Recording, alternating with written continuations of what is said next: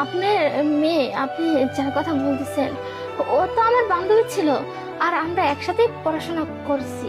আচ্ছা, ও তো মারা যায়নি, তাহলে আপনি কেন মিথ্যে কথা বলতেছেন? বলতেছেন যে ও মারা গেছে? না না ম্যাডাম, আপনি এসব কি বলতেছেন? আমার মেয়ে বেঁচে আছে মানে? আমার মেয়ে তো ছোট থাকতে মারা গেছে। আর আপনি কি বলতেছেন আমার মেয়ের সাথে আপনি পড়ালেখা করছেন?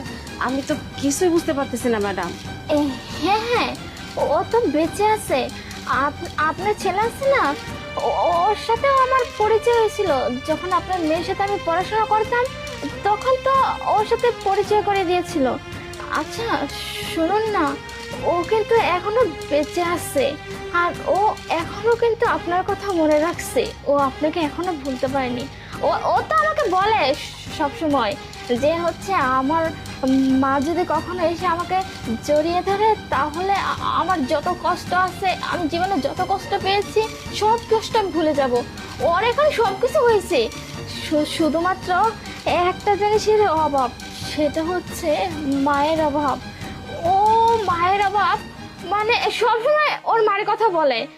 আসলে ওর মা তো আপনি, আমি সেটা জানি, আমি আপনাকে চিনি। আসলে ওর কথা কি বলবো, ও না এখনো আপনার কথা বলে। আর আমাকে বলে যে হচ্ছে কি, আমার মা যদি আমাকে একবার জড়িয়ে ধরে বলতো যে তুই আমার কাছে থাক, তাহলে সব কিছু বাদ দিয়ে শুধুমাত্র ওর মায়ের কাছে থাকতো। আর জানেন, এখন ওর কি নাই, সব কিছু আছে। ওর টাকা পয়সা, বাড়ি গাড়ি সব আছে, শুধুমাত্র ওর মা নাই। ওর একটাই কষ্ট যে ওর মা ওকে কবে জড়িয়ে ধরবে, ওকে কবে আদর করবে। আপনি ম্যাডাম এইভাবে বলতেছেন মানে আমার মেয়েকে আপনি চিনেন এবং আমার মেয়ে আপনার সাথে সব কিছু শেয়ার করছে। আমি তো কিছুই বুঝতে পারতেছি না। আমার মেয়ের সাথে আপনার কিভাবে পরিচয়, আমাকে একটু বুঝিয়ে বলবেন? দেখুন, আমি তো বললাম আপনার মেয়ের সাথে আমি চলাফেরা করছি, আমি ওকে চিনি, ওর সাথে আমি পড়াশোনা করছি।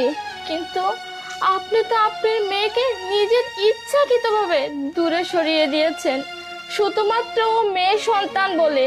আর আপনার ছেলে সন্তানকে আপনি বড় করছেন, বড় করে শিক্ষিত করছেন, লালন পালন করে কত কিছু করছেন, কিন্তু তার বিনিময়ে আজকে আপনি কি করেছেন?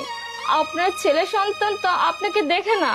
আজকে যদি আপনার ছেলে সন্তান আপনাকে দেখতো, তাহলে কি আপনাকে এত কষ্ট করতে হতো?